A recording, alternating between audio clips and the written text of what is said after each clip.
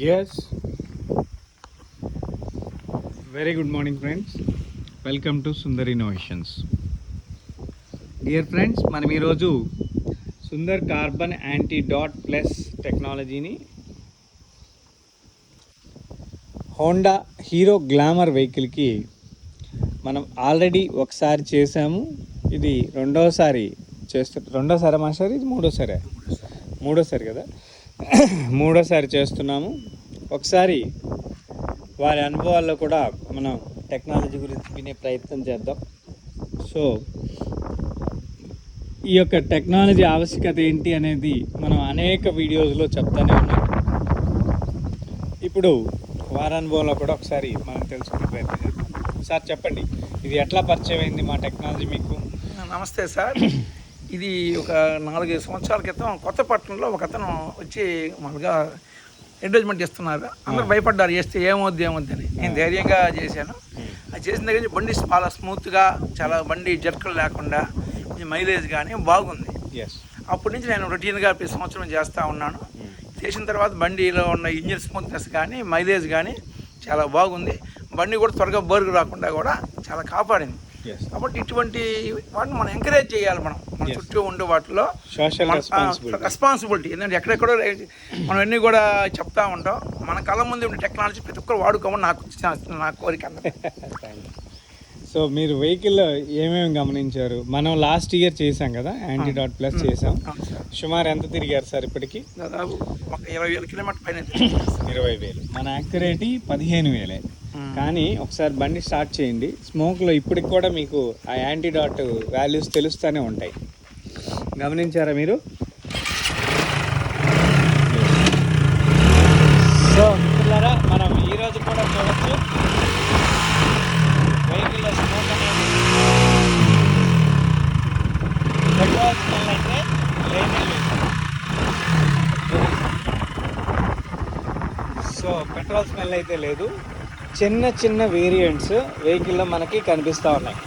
ఇదిగోండి, చైన్ కేసులో side case అంటారు దీన్ని. ఈ సైడ్ కేసులో ప్రెషర్ ఫామ్ అయింది, దానివల్ల ఆయిల్ అయితే లైట్గా లీకేజ్ జరుగుతుంది. సో రెండవది, వెహికల్లో ఇంజన్లో కానీ హెడ్లో కానీ ఎక్కడా కూడా మనకి ఏ వేరియేషన్స్ కనిపించలేదు. కాబట్టి ప్రతి వాహనదారుడు తెలుసుకోవాల్సింది ఏంటి అంటే, వాహనంలో జరుగుతున్న మౌలికమైన మార్పులు ఏంటి అనే దాన్ని ప్రతి వాహనదారుడు. సో వాహనంలో జరిగే అనేక మార్పులు ఎట్లా జరుగుతాయి? మనం 1 లీటర్ పెట్రోల్ కొట్టిస్తాం. ఆ లీటర్ పెట్రోలు 20,000 లీటర్ల గాలితోటి అనుసంధానం అవుతుంది. 20,000 లీటర్ల గాలి 1 లీటర్ పెట్రోల్ కలిస్తేనే మనం ఒక 40 కిలోమీటర్లో 50 కిలోమీటర్లో ప్రయాణించే పరిస్థితి జరుగుతుంది. అంటే 20,000 లీటర్ల గాలి ఏం జరిగింది? కార్బన్ డయాక్సైడ్ గాను, కార్బన్ మోనాక్సైడ్ గాను, సాక్స్ గాను, నాక్స్ గాను, ఓకే. ఇది కాకుండా అనేక రకాలైన గ్యాసెస్, విషవాయువులు, టాక్సిక్ గ్యాసెస్ అంటారు వాటిని. ఈ టాక్సిక్ అనేక రకాల టాక్సిక్స్ మనకి వెహికల్ ఉద్గారాల నుంచి వెలువడుతున్నాయి అనే విషయం మనం పుట్టక ముందల నుంచి, ఈ కంబషన్ ఇంజిన్ అనేది స్టార్ట్ అయిన దగ్గర నుంచి మనకు తెలిసిన మాటే. సేమ్ మరి అది ఒక దీపాన్ని పెడితే ఉండదా, లేకపోతే ఒక గ్యాస్ స్టవ్ పెడితే ఉండదా అంటే ఖచ్చితంగా ఉంటుంది. అందుకే కిరోసిన్ అనే దాన్ని మనకి గ్యాస్ స్టవ్లు ఆ వండుకొని తినే విధానాన్ని కూడా నిలిపివేశారు. కిరోసిన్ అనేది మనకి చాలా ఇబ్బంది పెడుతుంది అనేది ప్రభుత్వమే ఆధారితంగా నిరూపణ జరిగిన తర్వాత దాన్ని ఆహారపు అంటే వంటలు చేసుకునే విధానానికి కిరోసిన్ స్టవ్స్ని బ్యాన్ చేసిన మాట వాస్తవం. సరే, కిరోసిన్ పోయి ఇప్పుడు ఏమొచ్చింది? ఎల్పిజి. ఈ ఎల్పిజిలో అది లేదా, ఇవన్నీ ప్రొపైన్ బేస్డ్ ఒకటే కాదా, అన్నదమ్ములు కాదా అంటే ఖచ్చితంగా అవునే. ఈ అవును అనే దాంట్లో ఎంత నిజం ఉంది అంటే, అదే ఎల్పిజి మనం వెహికల్కి పెడితే వెహికల్ మెటల్ తొందరగా పాడవుతుంది comparative kerosene, comparative diesel, comparative petrol. అంటే వాహనదారులు ఇక్కడ చాలా విషయాలు తెలుసుకోవాల్సిన అవసరం ఉంది. ఇది టెక్నాలజీ అనేది అనేక రకాల మోడిఫికేషన్స్ జరుగుతూనే ఉన్నాయి. టెక్నాలజీ అనేది ఎన్నో ఇంప్రూవ్మెంట్స్, కొత్త పుంతలు తొక్కాల్సిన ఆవశ్యకత ఉంది. ఏది ఫుల్ ఫినిష్డ్ గూడ్ అయితే కానే కాదు.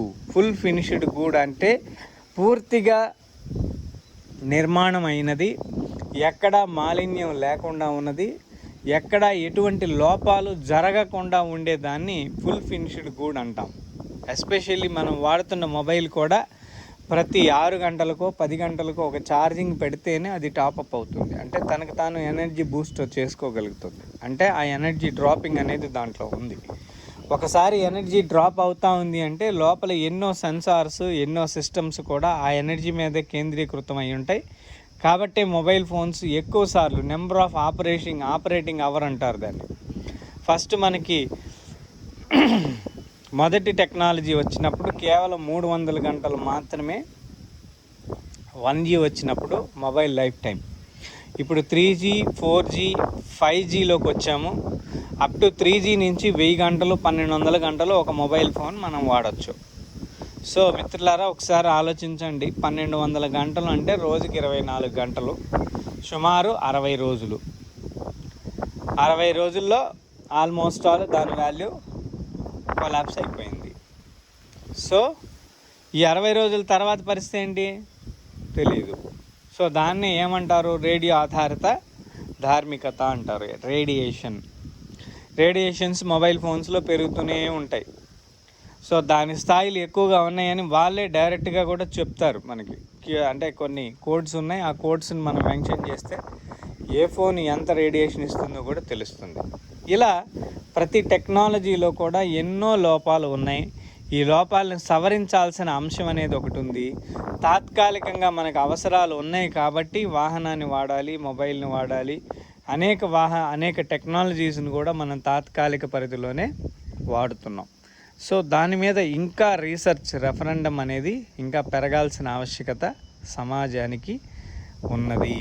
సో దీన్ని గుర్తించుకొని మీ వాహనంలో ఏదైతే ఎదుగుదల లేని లోపాలు ఉన్నాయో వాటన్నిటిని సరిదిద్దుకునే ప్రయత్నం అయితే జరగాల్సిన అవసరం ఉంది. అది ఏంటయ్యా అంటే, వాహనం కొన్న దగ్గర నుంచి వాహనం రోజు రోజుకి పాతదవుతుందే కానీ కొత్తది అవ్వదు. ఈ పాతదయ్యే విధానాన్ని ఆక్సిడేషన్ అంటారు. ఈ ఆక్సిడేషన్ అనే దాన్ని మనం తగ్గించుకునే దానికి అనేక రకాలైన క్రియలు ఉన్నాయి. ఇప్పుడు ఇంజన్లో ఇక్కడే చాలా వీడియోస్లో మనం చెప్తానే ఉన్నాం. మళ్ళీ అగైన్ ఒకసారి మీకు చూపించే ప్రయత్నం కూడా చేస్తాను. ఈ బండి ఎంతకాలం అయిందండి తీసుకొని? 10 ఇయర్స్. 10 ఇయర్స్కి ఇక్కడ చూడండి, 2 నట్లు, ఒక అల్యూమినియంకి సంబంధించిన 2 నట్లు చూపిస్తున్నాను. ఇదిగోండి, ఇక్కడ ఉన్న ఈ నట్టు వచ్చి అల్యూమినియమే, ఈ పైన నట్టు అల్యూమినియమే. అదేవిధంగా జింక్కి సంబంధించిన ఒక 2 నట్లు చూపిస్తున్నాను. ఈ 2 కూడా జింక్కి సంబంధించిన నట్లే. స్టీల్కి సంబంధించినవి 2 చూపిస్తున్నాను. ఇది స్టీల్, ఇది కూడా స్టీలే. అంటే ఒక్కొక్క మెటల్కి ఒక్కొక్క లైఫ్ టైం అనేది ఉంది. అది ఆక్సిడేట్ అవుతానే ఉంది. ఏమీ లేకుండా 10 సంవత్సరాల పాటు అలా వెహికల్కి ఫిట్టెడ్గా ఉంటేనే, అంటే ఇక్కడంటే మనకి వేడి తగిలింది అనుకోవచ్చు. ఇక్కడ ఏం వేడి తగులుతుంది? తగలదు కదా ఈ బాక్స్కి. సో అక్కడ కూడా అన్నట్టు అలా అయిపోయింది. అంటే దీని అర్థం ఏంటి? ఎయిర్లో ఆక్సిడేషన్ ఉంది. ఒక బంగారం కూడా ఈరోజు మీరు కొత్తగా 1 గ్రాము మెటీరియల్ కనుక మనం పెట్టుకున్నట్లయితే 10 సంవత్సరాల తర్వాత అది గాలికే ఆక్సిడేట్ అయిపోతుంది. సో బంగారమే కరుగుతుంది, మనిషి శరీరం కరుగుతూ మెటల్ కరుగుతూ ఉంది. ఈ యొక్క పంచభూత తత్వంలో ఒకదాంట్లో ఒకటి సమలీకృతమయ్యి ఒకదాంట్లో ఒకటి సమీకృతంగా కలిసిపోయే విధానం అనేది ఒకటి ఉంది. దీనిని సృష్టి ధర్మం అంటారు. దీన్ని ఎవరూ మార్చలేరు. ఈ మార్పులకి లోనవ్వకుండా ఉండేదానికే మెటలాలజీ ఇంజనీరింగ్ అనేది ఒకటి ఉత్పన్నమైంది. అందుకే ఇప్పుడు మనం అన్ని మెటీరియల్స్ ఒకటి పెట్టాము. ఓన్లీ ఇంజన్ బోర్ వరకు కూడా అల్యూమినియం పెట్టుకున్నాము. సో ఎందుకు అల్యూమినియం పెట్టుకున్నాము అంటే, అది హీట్ కండెన్సింగ్, అంటే హీట్ని అబ్జార్బ్ చేసుకొని ఇమీడియట్గా రిలీఫ్ అయిపోయి మెటల్కి ఎటువంటి డ్యామేజ్ జరగకుండా ఉంటుంది. సో ఇప్పుడు అలాయ్ వీల్స్ మనకు వచ్చినాయి. ఈ టైర్కి సంబంధించినవి కూడా అలాయ్ వీల్సే. సో ఈ అలాయ్ వీల్స్ కూడా అదే పద్ధతిలోనే ఉంటాయి. ఇలా అనేక రకాల టెక్నాలజీ మోడిఫికేషన్స్ జరుగుతూనే ఉన్నాయి మిత్రులారా. వీటన్నిటిని మీరు అర్థం చేసుకొని, ప్రతి వాహనం కూడా రోజు లైఫ్ తగ్గుతుంది, రోజు మైలేజ్ పడిపోతుంది, ఇంజిన్ ఆయిల్ లైఫ్ తగ్గుతుంది, ఇంజిన్ లైఫ్ తగ్గుతుంది. ఇలాంటి డ్రాబ్యాక్స్ అన్నిటినీ మనం కంట్రోల్ చేసుకోవాలి. కట్టడి చేయాలి అంటే ఆ టెక్నాలజీ, అంటే వెహికల్ నీదే కాబట్టి టెక్నాలజీ కూడా నువ్వే అడాప్ట్ చేసుకోవాల్సిన అవసరం ఉంది. సో కాబట్టి వీటిని దృష్టిలో పెట్టుకొని ప్రతి సామాన్యుడు కూడా విలువలతోటి మెలగలుగుతారని మనం ఒక ఎగ్జాంపులైజేషన్గా చెప్తున్నాము. దీన్ని ఇప్పటికి 15,000 కిలోమీటర్లు ఒక ఇంజెక్షన్ చేసిన తర్వాతకి ఈసారి ఎంత తిరిగింది? ఇప్పటికి 20,000 దాదాపు తిరిగింది. 20,000 కూడా ఇంకా ఇంజెక్షన్ పని చేస్తూనే ఉంది. ఇది నేను మీకు లైవ్లోనే చూపించాను ఈ విధానాన్ని. సో కాబట్టి ప్రతి సామాన్యుడు కూడా మీ వాహనం నుంచి వెలువడే ఉద్గారాలతోటి ఎన్విరాన్మెంట్ని పొల్యూట్ చేయటం మొట్టమొదటి తప్పు. అంటే మొదటి పరిశీలన ఇది ప్రతి ఒక్కళ్ళు కూడా చేస్తే ఈ గ్లోబల్ వార్మింగ్ అనేది హీట్ అవ్వదు. తొందరగా అనేక రకాలైన ఉపద్రవాలు, ప్రకృతికి సంబంధించిన ఉపద్రవాల నుంచి మనం దూరంగా వెళ్ళే పరిస్థితి కూడా మనకు దక్కుతుంది. అంటే మన తర్వాత జనరేషన్కి కూడా ఈ భూమి మీద బ్రతికే అవకాశం కొద్దిపాటి చిరు మందహాసంతో ఒక మంచి విలువల్ని మనం మన తర్వాత వాళ్ళకి కూడా అందిస్తే వాళ్ళు కూడా ఈ భూమి మీద కొంతకాలం నివసించగలరు అనే విషయంలో ప్రతి ఒక్కళ్ళు కూడా ఎటువంటి డౌట్ లేకుండా ఆలోచించాల్సిన అవసరం ఉంది. ఇంకా భావితరాలకి ఈ విషయాలు తెలియజేయాల్సిన అవసరం కూడా ఉంది. సో కాబట్టి వీటన్నిటిని మీరు దృష్టిలో పెట్టుకొని ఈ యొక్క టెక్నాలజీని మీ పాత వాహనాలకు కూడా వేసుకొని ఒక కొత్త వాహనంగా మీరు మార్చుకోగలరని సవినయంగా మనవి చేస్తూ ఈ యొక్క వెహికల్కి ఇంజెక్షన్ స్టార్ట్ చేస్తున్నాం. సో మిత్రులారా, ఆల్రెడీ మనం ఒకసారి చేసిన దానికి ఇక్కడ మనకి మార్క్స్ కూడా తెలుస్తూ ఉంటాయి. లైట్గా డార్క్ లైన్ ఉంటుంది. సో మళ్ళీ ఇప్పుడు చేసే ప్రయత్నం అయితే చేద్దాం. కెమెరా ఈ సైడ్ ఉంది, ఏళ్ళు ఇక్కడ కాకుండా అది.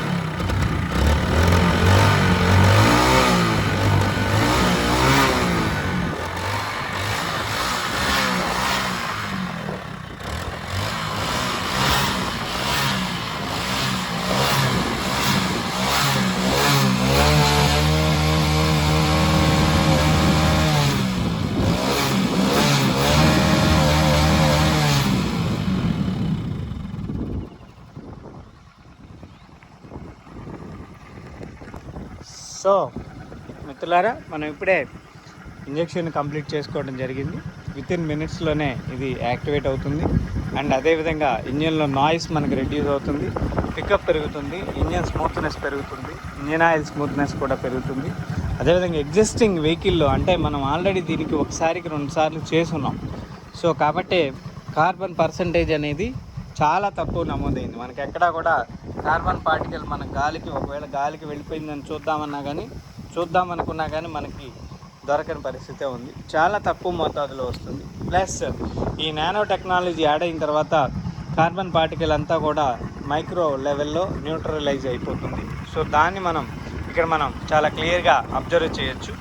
సో ప్రతి ఒక్కళ్ళు కూడా ఈ విలువైన టెక్నాలజీని మీ వాహనాలకి వాడుకొని మీరు ఆనందంగా ఉండగలరని మనవి చేస్తూ ఉన్నాను. మళ్ళీ మరొక వీడియోలో కలిసే ప్రయత్నం చేద్దాం. Thank you for watching our video. Thank you very much.